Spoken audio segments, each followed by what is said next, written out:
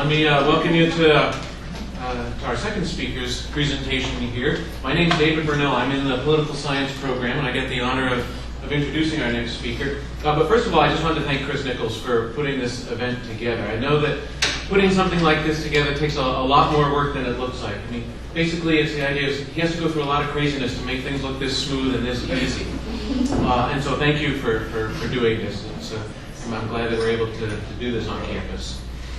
So the person I would like to introduce here is David Milne, who, I didn't write it down in front of me. Remind me of the university. University of East Anglia. Oh, right, University of East Anglia. Sorry about that. So David comes from us. He's a historian of diplomatic and military history. And he has written a book called America's Rasputin, Walt Rostow and America in Vietnam, which was published a few years ago. He has another book forthcoming next year on the intellectual military history, or the intellectual history of U.S. foreign policy. And if you don't catch those books or all the academic journals he's published in, if you read The Nation or the Los Angeles Times or other publications like this, you will also find his work. So I want to turn it over to David Milne. Okay, thank you.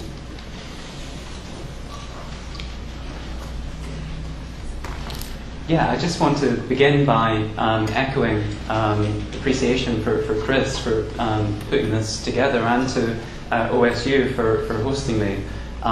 It's an absolute pleasure to be here, but Chris has just done some wonderful work, as has Bob Peccino. Okay. In September of 1949, a surveillance plane took off from Okinawa, Japan, and flew north towards Siberia. The plane carried filters to detect anomalies in the atmosphere, and as it flirted with Soviet airspace, radiation was detected at unnaturally high levels. The implications were clear, and they were dark. The Soviet Union had detonated its first atomic bomb just a week before, and far ahead of American expectations. Now, President Truman was immediately confronted with a major decision, whether or not to order the development of the hydrogen bomb, a fusion rather than a fission device with theoretically limitless destructive potential. As Winston Churchill had once remarked, the H-bomb was as far from the A-bomb as the atomic bomb itself is from the bow and arrow. To facilitate a robust decision-making process, Truman established a three-man advisory committee to present him with a majority recommendation. This committee comprised the chairman of the U.S. Atomic Energy Commission, David Lilienthal, Secretary of Defense Lewis Johnson, and Secretary of State Dean Acheson. Johnson was almost certain to recommend the H-bomb's development, and Lilienthal was likely to oppose, so Acheson found himself with the casting vote. The Secretary of State, in turn, asked his two best strategic thinkers, George Kennan and Paul Nitso, to advise on whether America's military future should be thermonuclear. Now, Kennan set about his task in the usual fashion. He retreated to his office with books on history, philosophy, literature. Hard science was shunned, and he settled down to think and to write. Addressing a question of vast moral and strategic dimensions confronting hypothetical worst-case scenarios that included the end of the world, Kennan soon found himself physically and emotionally exhausted. He joked to Acheson that he was, quote, tempted day before yesterday to go into the baby's room and say, "Go on, get up, you're going to work today, I'll get in the crib." And through these isolated exertions, Kennan produced a 79-page paper, rich in history, in philosophy, which counselled strongly against developing this fearsome weapon. The H-bomb was morally repugnant. The whole idea of honing an atomic strategy was diabolical, leading as it could to a war in which everyone loses. And an international organisation with real binding power in this unique instance offered the best way to keep the genie in the bottle. This Kennan sought to display through the power of his prose and breadth of literary allusion, including a long quotation from Shakespeare's Troilus and Cressida. An appetite to universal wolf, so doubly seconded with will and power, must make perforce a universal prey, and last eat up himself. Where a war with conventional weapons offered conventional outcomes, the possibility of surrender and submission, Kennan believed that weapons of mass destruction do not have this quality. They reach backwards beyond the frontiers of Western civilization to the concepts of warfare which were once familiar to the Asiatic hordes. They imply the admission that man not only can be but his own worst and most terrible enemy. Summing up, Kennan quoted St. Paul, we know in part and prophecy in part, before appealing to American values to guide the decision-making process. So in such a time, Kennan wrote, there's only one thing that a nation can do which can have any real, solid and dependable value, and that is to see that the initial lines of its policy are as close as possible to the principles dictated by its traditions and by its nature. Kennan summoned St. Paul and Shakespeare in opposing thermonuclear weapons because he believed, of course, that civilization itself hung in the balance. But it was the fact that Kennan, who once described himself famously as an exile in his own country, the fact that he appealed in positive terms to America's traditions and its nature, that really testifies, I think, to the enormity of the situation. Now, Paul Nitso and his modus operandi was very different. He was good at many things. He was a Wall Street banker, adept in mathematics and deductive logic. He was a bureaucratic infighter who knew when to reach for the jugular. He was a Harvard postgraduate with a sophisticated understanding of international economic affairs.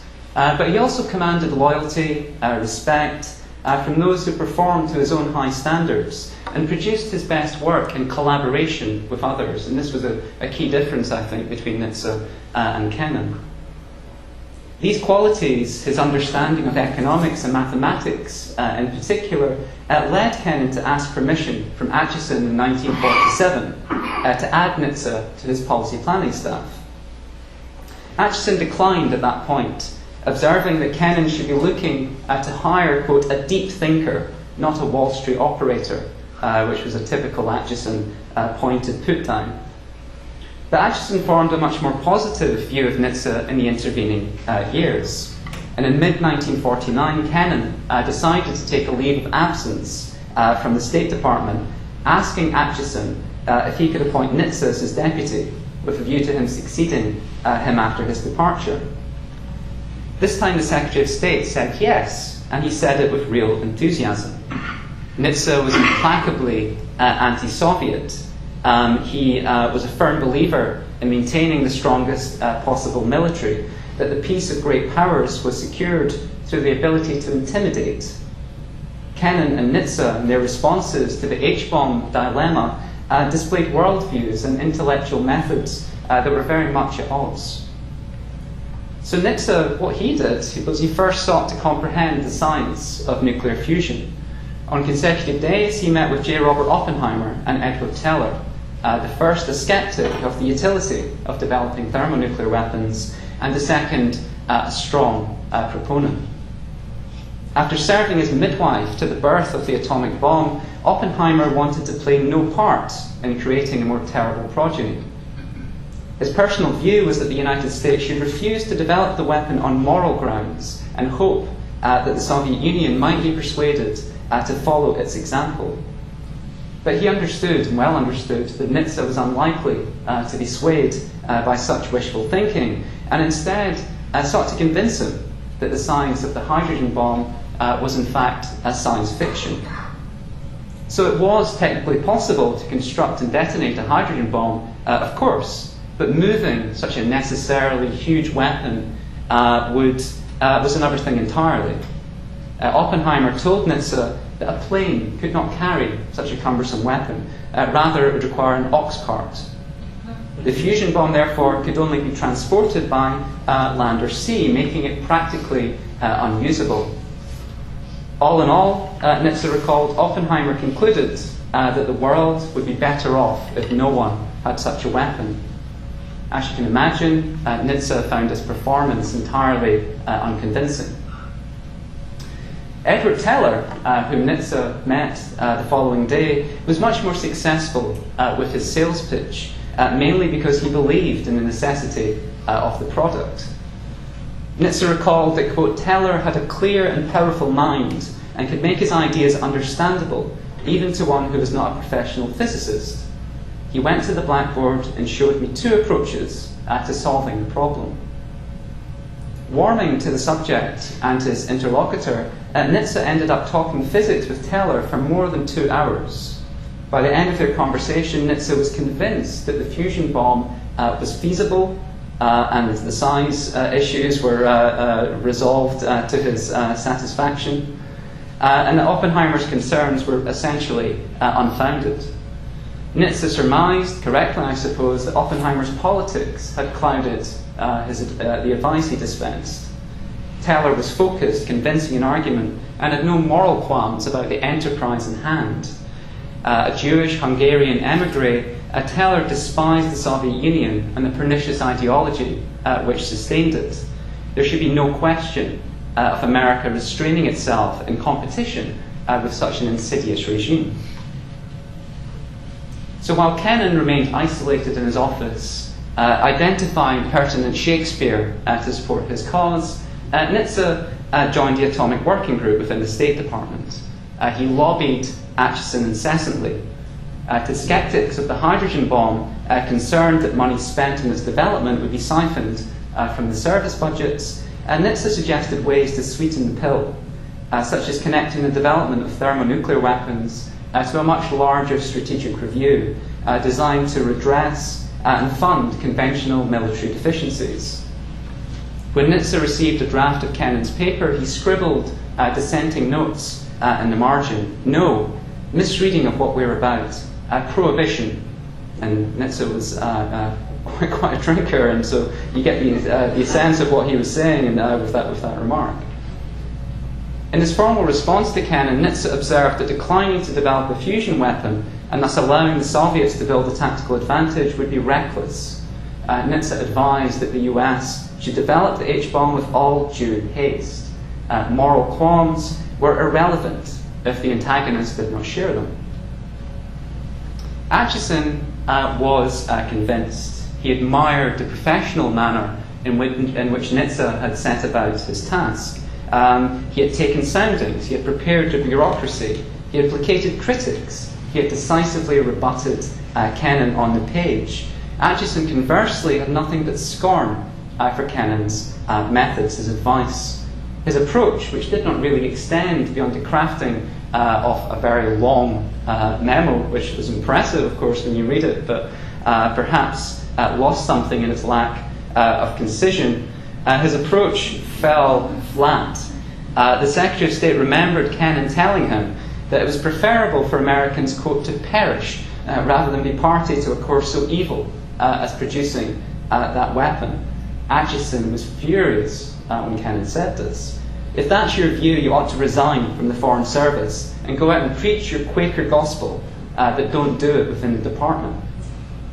President Truman's decision was now a formality, but it didn't even come down to majority vote in the end. In a meeting on January 31st of 1950, Truman asked Acheson, Lilienthal, and Johnson just one question: can the Russians do it? And when the trio came back with a unanimous yes, the President replied, in that case we have no choice, we must go ahead. Now, on one level, Nitso and Kennan's cases for and against the hydrogen bomb pitted art against science, Shakespeare versus Teller. Kennan himself viewed diplomacy as an art, its practitioners requiring a deep grounding in philosophy, in literature, and in history. Throughout his career, he was critical, deeply critical, of the discipline of political science. He thought it was immodest in purpose, inexact in the norms supposedly revealed. Hence, it was inapposite for makers of foreign policy. And while he was a colleague of Oppenheimer's and Albert Einstein's at the Institute for Advanced Study at Princeton, Kennan possessed no real significant curiosity about the laws of physics. He respected the rigour of the natural sciences and the advances that they spearheaded, but failed to muster much enthusiasm for comprehending its constituent disciplines, even on the most rudimentary basis. And yet Kennan's opposition, though, to the development of the H-bomb was curiously out of character. In an obvious way, Kennan, a renowned foreign policy realist, was acting in this most unrealistic fashion. No nation in history had ever decided to shelve the development of a more lethal weapons system. So when the opportunity arose, the English developed the longbow in the 12th century, the Swedish developed the howitzer in the 17th, the Germans developed the V1 and V2 rocket-propelled missiles at a thankfully late stage in the Second World War. For a man so steeped in history, Kennan's opposition to the hydrogen bomb was curiously unhistorical. But it was also scientific in a way, when you think about it. Kennan had a hypothesis that declining to develop a fusion bomb, vesting faith in an international organisation, would persuade the Soviet Union to do the same, principally by the moral quality of American restraint. I mean, this was an original proposition, to be sure, and had the experiment succeeded, the laws of history, if you like, would have been altered. But this is not the method, it's not the ambition of the artist, rather it's that of the scientist whose purpose is to make new discoveries through a process of experimentation. But without a lab rat to try on first, Kennan's experiment was, as we now know, very risky indeed. 3 months prior to Truman's January decision, Stalin had ordered the development of the Soviet H-bomb. While the US tested its first fusion device in 1952, the Soviet Union did so just a year later, which again was far ahead of American expectations. In 1961, the Soviet Union tested the so-called Tsar Bomba, the largest fusion bomb ever detonated. Its yield of 57 megatons, sufficient to destroy in its entirety the city of Paris. I should add, I don't know why Paris is always used in when it comes to cities being destroyed. You see it in Hollywood. I've just done it. It's a beautiful city. It's a nice shape and size. It's anyway. Sorry, I've fallen trapped doing this.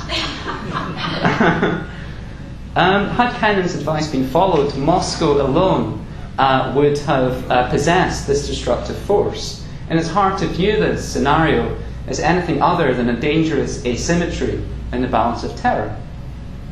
Andrei Sakharov, the physicist who fathered the Soviet Union's H-bomb, later suggested as much, and this is the quote from Sakharov's memoir. Any American steps to suspend or permanently cancel the development of a thermonuclear weapon would have been judged as either a sly, deceptive move or the manifestation of stupidity or weakness. In both cases, the reaction would have been unambiguous, not to get caught in the trap and take immediate advantage of the stupidity of the enemy.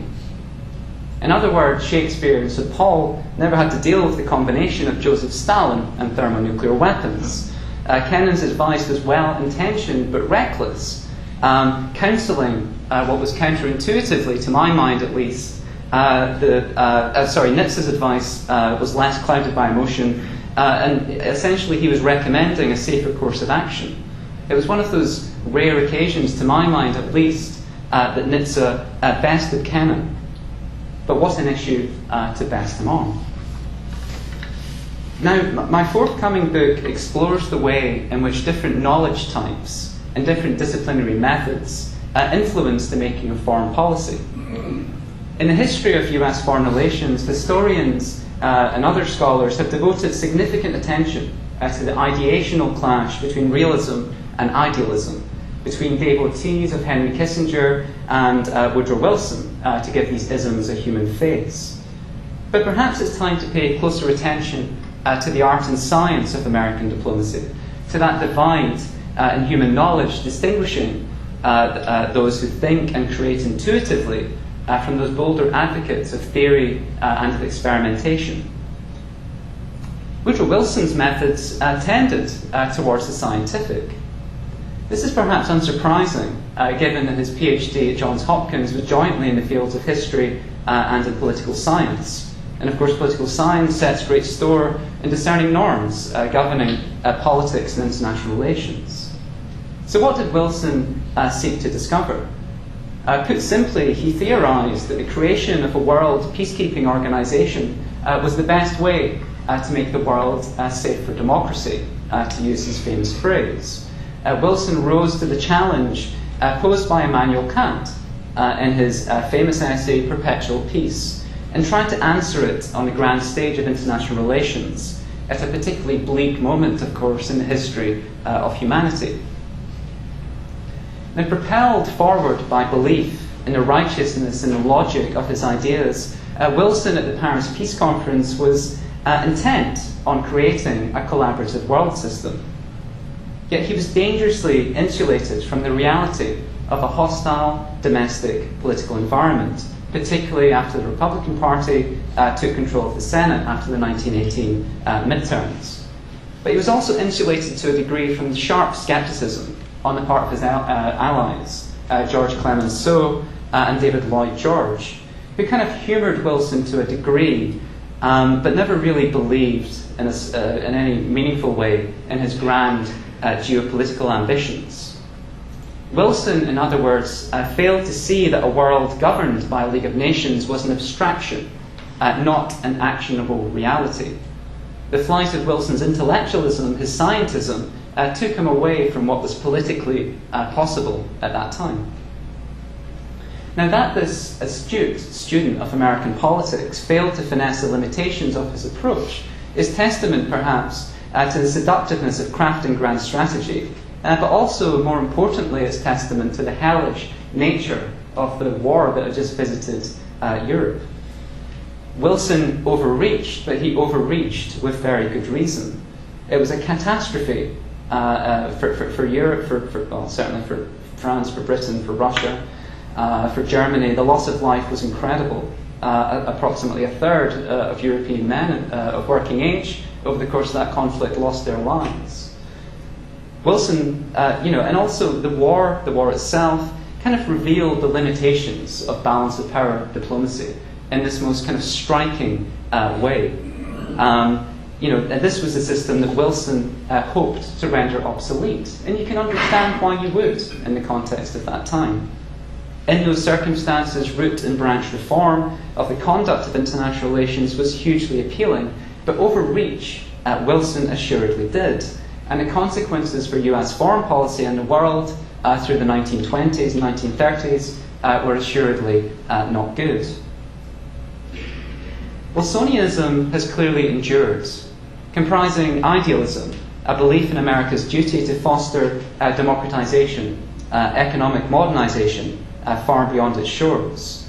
And the subject of my first book, Walt Rostow, for example, displayed both the merits and the demerits of this tradition.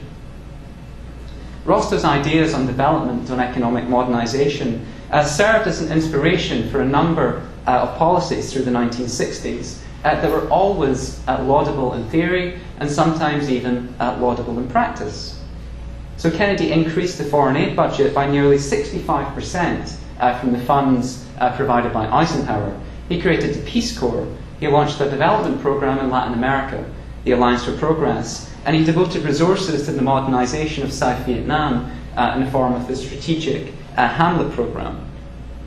From Rostow's perspective, all these policies, all these aspirations stemmed naturally from the logic presented in his seminal work, The Stages of Economic Growth, a non-communist manifesto, which argued that human history was heading through a series of stages to a liberal capitalist endpoint, and not a Marxist-Leninist one. Now, Rostow's meta-theory was, of course, correct. He was a prescient analyst, I think, of communism's economic failings. But total confidence in the logic that undergirded his argument helped condition also some disastrous advice that he dispensed towards the civil war in South Vietnam. Rostow's core assumption in the stages of economic growth is that all nations are driven by economic self-interest, and this applies in peacetime and in wartime. And so this explained why the superior economic model, liberal capitalism, would ultimately prevail. But this economic determinism Rostow also used to explain the Secretary of State Dean Rusk why North Vietnam's infrastructure was critically vulnerable to American bombing. To quote Rostow, Ho Chi Minh has an industrial complex to protect. He is no longer a guerrilla fighter with nothing to lose. But Rostow's theory was wrong. North Vietnam's leadership was willing to absorb serious damage to its infrastructure in the name of reunification, the ultimate goal. Rostow failed to appreciate the longevity of a nationalist ideology not beholden to the economic sources that informed his own. Wilson and Rostow did not view the world in precisely the same way, but both subscribed to a deeply felt theory in need of practical validation. In pursuit of their goals, both Wilson and Rostow were poor at anticipating the agency of others. Now, as a final example, I'd like to discuss the journalist Walter Lippmann, which may appear somewhat strange, but I think it's useful in the sense that realists can be scientists too. Like Wilson and Rostow, Lippmann had a theory. He subscribed to a law that he viewed as immutable. He expressed this theory with great elegance in his 1943 book, US Foreign Policy, Shield of the Republic, which was remarkable. It sold 500,000 copies in 1943, serialized in Reader's Digest, a really important book, I think, in educating the US public about Franklin Roosevelt's foreign policy aspirations. So to quote Lippmann from this book, the thesis of this book is that foreign policy consists in bringing into balance, with a comfortable surplus of power and reserve, the nation's commitments and the nation's power. The constant preoccupation of the true statesman is to achieve and maintain this balance. Now, the important thing to note here is that Lippmann was describing foreign policy in general, not US foreign policy in particular. He ascribed similar motivations to Joseph Stalin and made a strong call a year later for the post-war continuation of the US-Soviet wartime alliance. Lippmann failed, I think, to discern something that George Kennan famously did identify in his long telegram of 1946, that Marxist-Leninist ideology played a causal role in shaping expansionary Soviet foreign policy. Stalin, in other words, was not merely motivated by a dispassionate calculation of the nation's commitments and the nation's resources. And Lippmann, of course, famously went on to lambast Kennan's containment doctrine with great vigour, with great creativity. And this is a wonderful book that came out of this process. The book was titled The Cold War. Lippmann essentially coined that phrase. It's somewhat contested, but I'm going to ascribe it to Lippmann in his book. The title for a collection of essays criticising George Kennan's famous X article published in Foreign Affairs in 1947. But a line of criticism that stands out for me as uncharacteristically off-key is Lippmann's assertion that Kennan was wrong to treat the Soviet Union as exceptional because of its ideology. Lippmann's realism blinded him to the possibility that Marxism-Leninism was not merely this kind of wall of sanctimony deployed to dupe the Soviet people and lend grandiosity to a brutal despot. Crucially, it served as a driver for Soviet action also, and this made a modus vivendi between the two nations almost impossible to achieve. Now, the individuals I've discussed here briefly are clearly not scientists in the literal sense, although some were trained in the positivist social sciences. But their presumption to have captured some kind of truth in a scientific fashion is an important common characteristic. All subscribe to a theory that shaped their worldviews, leading ultimately, to my mind at least, to faulty analysis. Now, my book is not an excoriation of the model of US foreign policy as science. I don't believe that creativity and intuition, the merits of the artist, if you like, are the only diplomatic virtues. Bold policies such as the Marshall Plan, the occupation of Germany and Japan, were all unprecedented in their ambition and their ultimate success. But these initiatives, of course, rehabilitated rather than created advanced industrial nations, and this was an important distinction that I think was lost to many of the architects of the Second Iraq War, in particular Paul Wolfowitz, who used that comparison frequently in the run-up to the invasion. Scientific discovery usually arrives after a multitude of failures. The study of failure is more important to its practitioners than the study of success. Good science demands that failures be made, that these be closely studied so as to glean insight, alter the variables, ultimately to advance knowledge. But the world cannot be treated as a laboratory. Nothing in it is possessed of stable properties. Failure can be catastrophic, often leading to more of the same rather than chastened wisdom. And this is particularly true when somebody has this deeply felt theory. They stick to it with this dogged determination, and this was, I think, very much the case in respect to Walt Rostow, but I think also to a degree with Paul Wolfowitz. The foreign policy strategies that appeared to Wilson, Rostow, and Wolfowitz as bold, as experimental, were in reality something quite different. They were leaps of faith. The history of the 20th century, then, teaches us to treat with some skepticism anyone who claims to know the truth about anything in the fluid and essentially unknowable world of international relations. To pose some hard questions to those who seek, through experimentation, to unveil new paradigms that have no historical precedent. Individuals possessed of such intellectual self-assurance are often dangerous, whether their intentions are well-intentioned, whether their ambitions, rather, are well-intentioned or not.